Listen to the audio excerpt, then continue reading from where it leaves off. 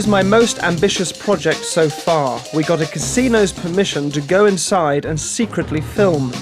Neither the gamblers nor the croupiers know we're using hidden cameras and CCTV, and no one knows I'm in there to scam them. The object of blackjack is to get your cards to add up to a higher total than the dealer without going over 21. 16, card 16, 17. If you can keep track of the cards which have been dealt, you have the advantage of knowing if the remaining cards are of a useful value. As a child, I learned to do this with a single deck, but casinos shuffle 4 packs together, and I have to keep track of the cards of 3 other players. And that's £150 to me, right there. As the game progresses, I'm following each player's hand and keeping track of each card that's dealt. Player 1 on the right gets a 10 to add to his queen, also worth 10, a total of 20. He won't take any more cards. Player 2 has 3 plus 2 is 5, another 3 makes 8, and a queen makes 18. He'll stop there.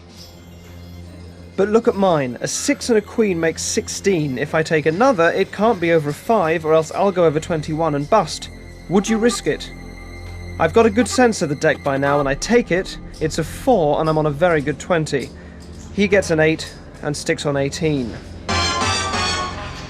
The dealer has to beat my 20 to win. A 6, a 9, a 10 make 25. She's gone over 21 and busts, and I win the round. That's £300 to me now. And I keep playing like this until I feel the croupier gets suspicious. It was amazing. Every hand he had 16, and it was either a 4 or a 5 each hand. He'd done a couple of thousand off my table. Never seen it happen before. I can't be that lucky, I don't know. That's just far too lucky. Luck certainly helps, but here's exactly how I do it.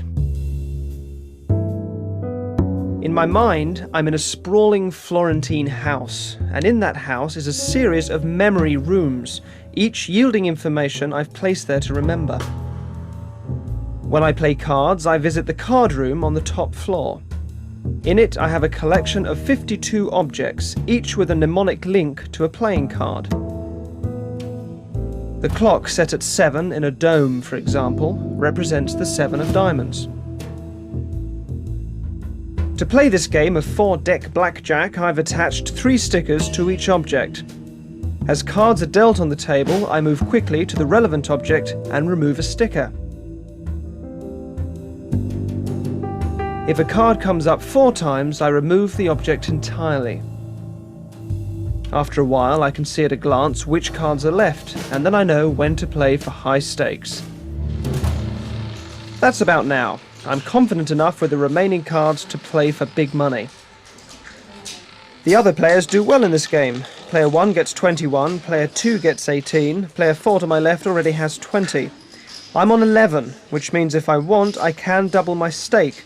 But if I choose to double, then I only get 1 final card.